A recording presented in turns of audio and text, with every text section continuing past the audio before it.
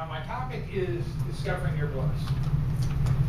And I had a really good idea of what I was going to talk about when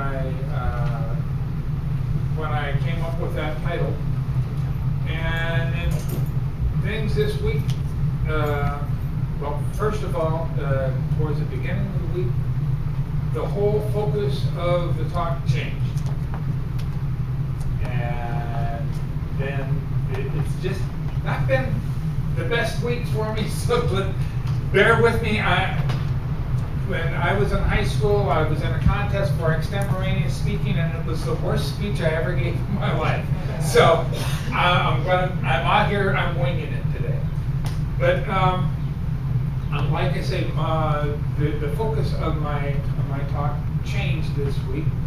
And if you've been listening to the news, or reading the news, or walking past the newsstand, or had anything to do with the news, you probably will have noticed that there was somebody who, for the first time in their life, is following their bliss. If you've picked up or seen the cover of Vanity Fair, you know that I'm talking about a lady by the name of Caitlyn Jenner. Thank you very much. I can never remember the first name, because for all the time I was growing up, that was Bruce Jenner. And it's now Caitlyn Jenner, and she's following her bliss. And she said, it's so wonderful because for the first time in my life, I don't have to live a lie. And anybody who knows me well had to know that this was going to be a story near and dear to my heart, because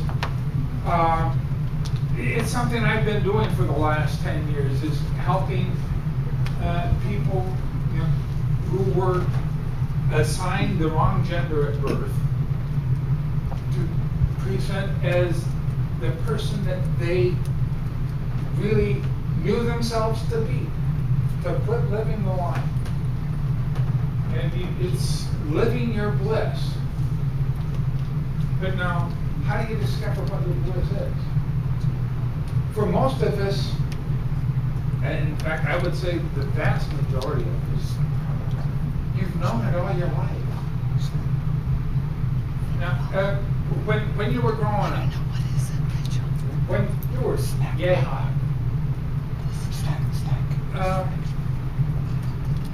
what were you telling people you were going to eat? Now, for guys, it was probably some big possibilities. You know, I'm going to be a fireman. I'm going to be an airline pilot. I'm going to be a soldier. I'm going to be a doctor or a policeman. You've known all your life what you were going to be. And for most of us, we got talked out. Am I right? No? You didn't get talked out of it. So you're living your bliss now. Great. But now, am I the only one that got talked out of being what they knew they were going to be? No, you're not alone. Okay. I'm over here. Okay. Now, I didn't know what I was going to be, and I still don't. okay. Now, for me, I knew I was going to be an actor. When I was in second grade, I said, that's me. I'm going to be up there. I'm going to be acting on the stage or in the movies or on TV or something. And I practiced. I did all kinds of stuff. That I taught myself how to die convincingly from the first landing of our back porch. You know, how to fall, and I picked up accents and dialects. Now I knew I was never going to be a great opera singer like Pavarotti or Caruso, but you know, I'm not competing with them. I'm only competing with other actors. And so I learned how to sing and how to harmonize, did all this stuff, and I picked up accents and dialects from all over the world. In fact, I had one play where I had to do a Cockney accent, which was fine. Every American actor knows how to. All you do is drop the H's and change the vowels a little bit, and that's as simple as that. Up until 2 weeks before the show opened, this was at Fort Riley, Kansas, and who should come visiting Fort Riley but 53rd Independent Commando Royal Engineers, Her Majesty's British Army. And I said, if I'm going to be up there doing a Cockney accent, and some of these guys who are billeted 3 blocks away are going to be there, it better sound like a Cockney accent. So I got to know a few of the lads, and the one pure Cockney in the group said that if I really wanted to sound like a Cockney, it's not difficult at all. All you got to do is slow your words together, and it's nothing to it. And by the time I could understand it, I could do it. But we really have always known what our bliss is. You do know, but not like me. I got talked out of it, because, well, there are hundreds of actors and thousands of actors, and a few dozen who can make a living at it. But that's what I'm really good at, is acting and singing. It's the only things I'm good at, and I honestly believe that up until my 2nd year in the Army, and I practically had a nervous breakdown because here I was in the Army as a finance clerk, and I kept making all these little mistakes that everybody makes, but I kept seeing the big ones that I could be making, until I had an officer who took the time to convince me that I was good at something else. But my bliss has always been acting, and has always been performing. And whatever it is that you do, whatever it is that your bliss is, whether it's cooking, I'm going to be a great chef. I'm going to be the perfect father or perfect mother. I'm going to be the best baker you can imagine. I'm going to be that airline pilot, that fighter pilot, or that soldier, or Marine, or sailor, or whatever it is that your bliss is. Remember what it is.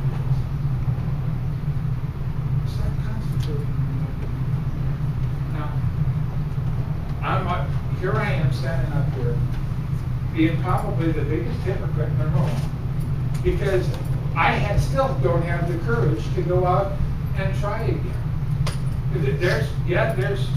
I can be in plays that Roger Rock is, but that's not really following my bliss, because my bliss is to perform for huge audiences, not just a few people in Fresno, but get up there on the silver screen, be in a TV show, be on Broadway, and I haven't got the guts to do it. I've been told too long, too often, that I don't have a chance at it. And if I were truly to be living like this, I'd be trying anyway. So I'm going to ask you to do what I can. What I cannot bring myself to do is to find the courage to step out up to the edge of that cliff and take that step and learn to fly. Your bliss is already there waiting for you. You can do it. Or it wouldn't be your bliss. It's as simple and as difficult and absolutely nerve-wracking and scary as all get out. But it is as simple as that. It's not discovering our bliss that's the problem. It's finding the courage to step up and say, this is what I am. This is what God put me on this earth to do. And if God put me here to do it, if I believe what unity teaches, I'm going to get out of the way, get my fears out of the way, hand them over to God and say, you put me here to do this, show me how.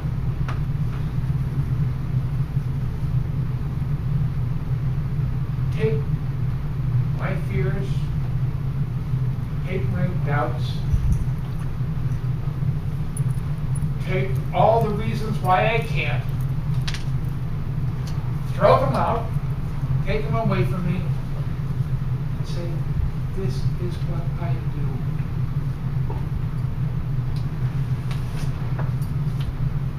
Now the excuse I'm using these days is, I've spent so long not doing that I don't know how to get into it anymore.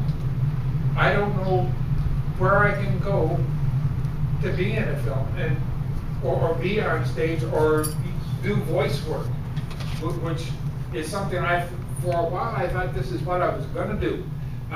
If nothing else, if I can just voice commercials or do voice acting for cartoons, that would still be following my bliss. And now the excuse I'm using is, how do you do that? Who do you talk to? How do you get into that business? And it scares me. It's more than I can do right now. But hopefully, for at least some of you here, it's not too late. And I'm going to impress upon you, take the time. Don't end up like me, gray beard and all, and only following some of your bliss. Follow your bliss. If we believe what unity is telling us, follow your bliss and the money will come from someplace. Don't let money be the stop. Don't let other people's reaction to what you're doing be the stop. Don't let anything be the stop for that matter. Get out there and at least be pitching and trying, and you'll get where you're supposed to be. Now, could be I'm giving myself a good pep talk right now, but hopefully you're getting something out of it in the process. This is an awfully short talk, but I've run out of things to say, and I've been told usually that's the best time to shut up and say goodbye.